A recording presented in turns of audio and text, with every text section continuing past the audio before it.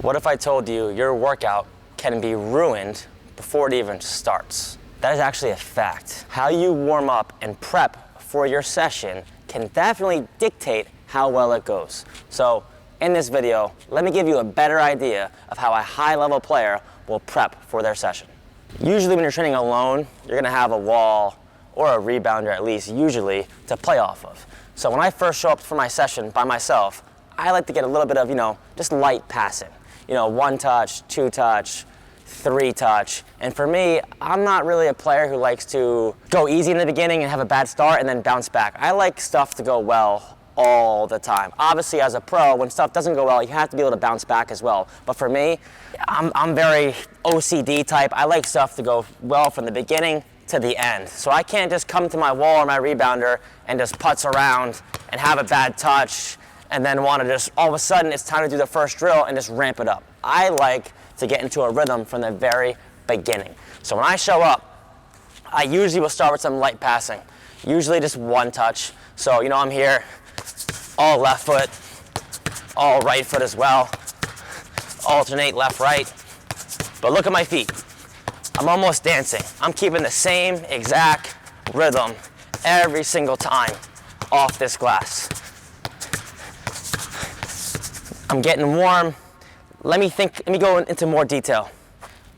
That office, I don't know if you can see it, but behind the glass it says private and there's a door right there. That's my office.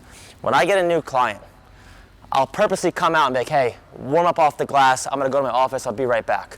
I will go home, I swear, I will go in my office, close the door, and sit down in my chair and just literally close my eyes and listen. What do you think I'm listening for? I'm listening for this. If I'm behind that wall and I hear this,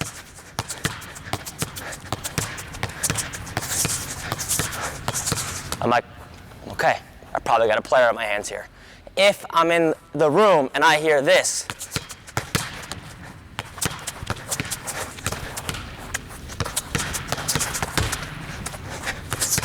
and it's broken.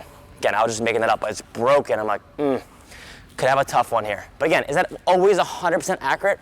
Of course not. But hey, most of the time it is. So you want to find that rhythm early. Left and right foot. The whole time I'm thinking of that, I'm also going through my mental game. I'm like, what am I doing today? What should I be doing while I'm passing? All the little stuff. I'm getting my mind sharp as well. I'm not just kicking against that wall half asleep. I'm finding a rhythm and I'm getting my mind right. I'm thinking about different things, the key points to my workout. What should I be doing so I know I'm ready to go when it's time to turn it on. So we started off with passing. I showed you 1 touch. Obviously, you can do 2 touch and 3 touch as well. The second thing I'm trying to do when I get to my, field, court, backyard, basement, wherever I am, is to really get my touch right. The passing gets my weight of touch, my rhythm right, but I want to work on my first touch, mostly out of the air. So usually I would then go into some type of juggling, whether it's alone, kicking the ball high, or maybe off the glass as well. Let me give you a few examples of what you can do juggling-wise off a wall, glass, rebounder. When I get to my training place, I'm usually going 1 touch, all 1 foot. Then I would obviously switch to the other foot. Then I would start alternating. I'm just going through this pretty quickly to show you.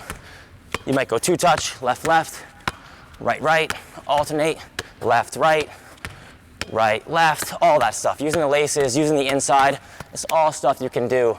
You can go thigh foot, chest foot, head, whatever you want to do. But again, I'm just getting touches. But again, when I'm in there, I'm really trying to be locked in. Like, I really don't want to drop this ball. When I drop it like that, I'm getting right back up and getting right back on it again. I'm really focused here on getting many, many touches. But when I drop it, I do get frustrated and I do hold myself accountable. You see me going, I'm going a lot of right foot here. I'm a left-footed player, so when I'm working on my own, I'm really trying to work my weak foot as much as possible. You saw I dropped it once. Again, I'm not perfect. It happens, but when that happens, this is the key difference between normal people and professionals. When a normal person drops the ball and there's no one really watching them, they're like, oh, whatever, they roll it away, and they drop it again and again and again and again. When a better player, someone who really wants it, drops the ball, they make for damn sure they're not going to drop it again. Obviously, you're going to drop it again, but can your drops be few and far between? You saw I dropped the one, then I strung like 15 right-footed volleys in a row. That's what you have to do. Failure is okay, but you can't quit and keep getting touches. I can't tell you how many players I train who drop one time. Again, you drop it with no one watching. I just dropped it on camera, and I'm still gonna use it because it's a good example. I dropped it, I didn't go, oh my God. I picked it right back up and bop, bop, bop, bop, got right back into it. That's so important. So again, start with the passing and then go into some type of juggling as well.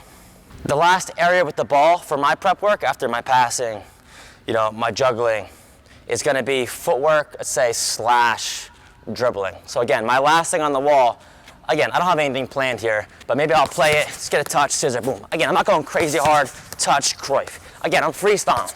Kill it, double L turn, whatever. Boom, turn, touch away, boom, come back. You can see I'm starting to scan now. I'm getting a little bit more specific towards game-like stuff. Double pass, triple pass, turn with the inside, it's not on, pull it back.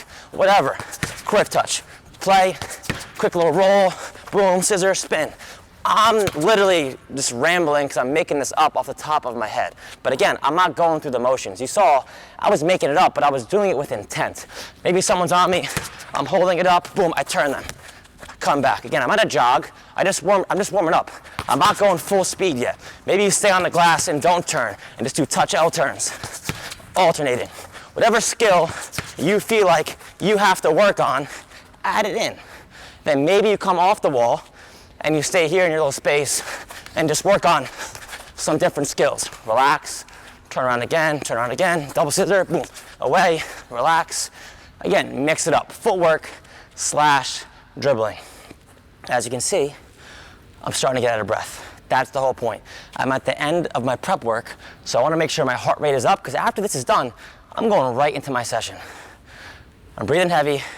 It's a good sign because now I'm ready to go. A lot of you guys go into your first drill cold, and you almost waste that first drill just to get to the point where I am at right now. So do your passing, do your juggling, do your footwork, and I'm gonna show you one more thing after this, but after that, get into it. This is the last thing with the ball. The last thing I wanna talk about is more athletic. Less about the ball, more about the body. Now that I'm warm, usually if I feel up to it, I'll do a little bit of jumping and landing, speed and agility, maybe some mobility.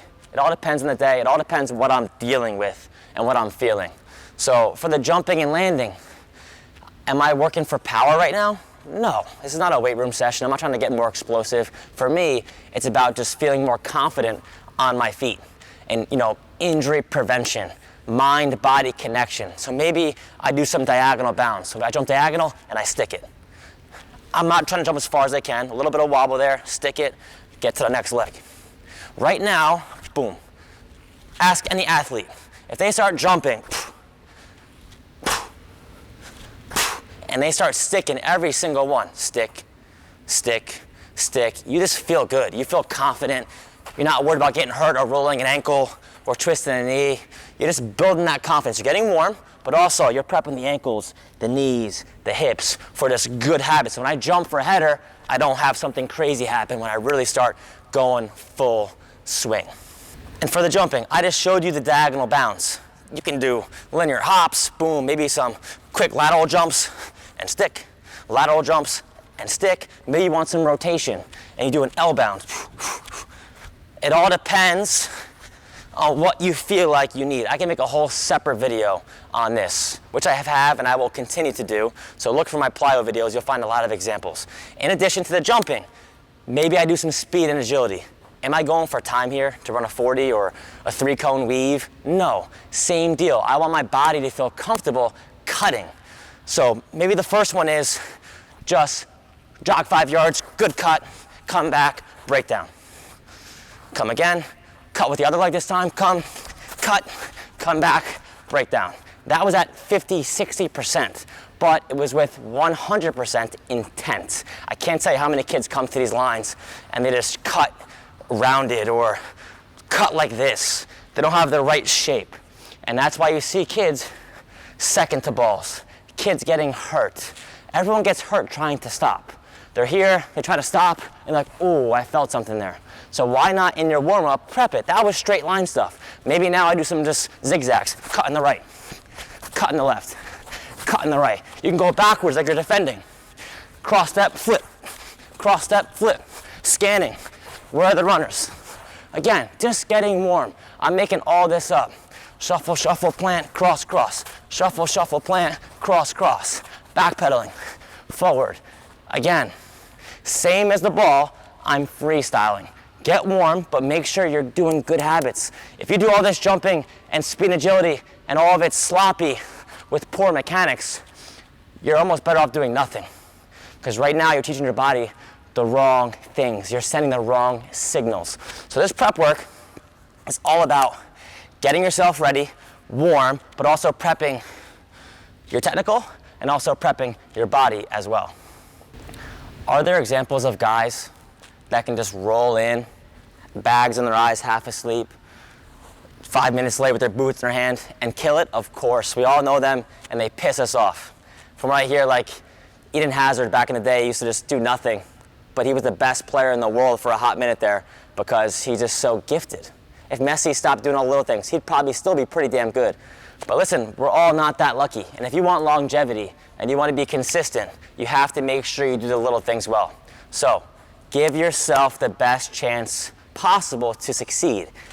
In doing that, you need to have solid prep work. So again, don't be coming into your session at a deficit because you're not properly prepared. Come early, get your touches, get a feel for the ball, get your body ready so you leave that session feeling like you performed well and your body, most importantly, is still healthy and fit. Keep training, keep working hard. I hope this video gave you some type of value. You can use it in some way. Again, you can use all this stuff. Subscribe to the channel, keep watching the videos, and keep improving your game.